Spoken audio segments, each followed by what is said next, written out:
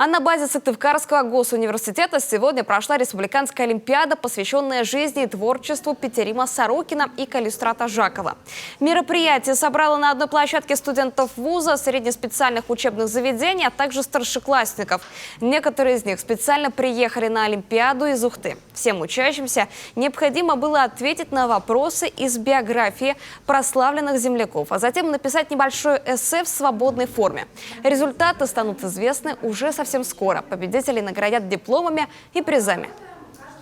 Ребята с удовольствием участвуют, и мы считаем, что это очень хорошая форма. Она простая, доступная и в то же время очень эффективная для привлечения интереса к данной тематике, поскольку для того, чтобы чем-то увлечься, что-то глубоко изучить, надо сначала получить базовые какие-то знания.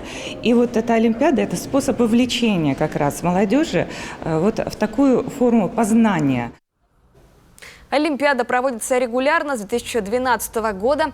И, как отмечают организаторы, с каждым разом уровень подготовки участников растет. Сегодняшнее мероприятие приурочили еще и к юбилейной дате. В этом году исполняется 155 лет со дня рождения Калистрата Жакова, который в свое время оказал влияние на формирование взглядов будущего всемирно известного социолога Петерима Сорокина.